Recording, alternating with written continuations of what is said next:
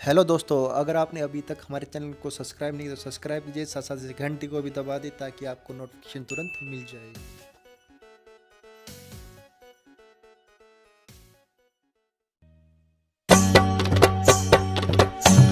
जयकारा शेरों वाली दा बोल साचे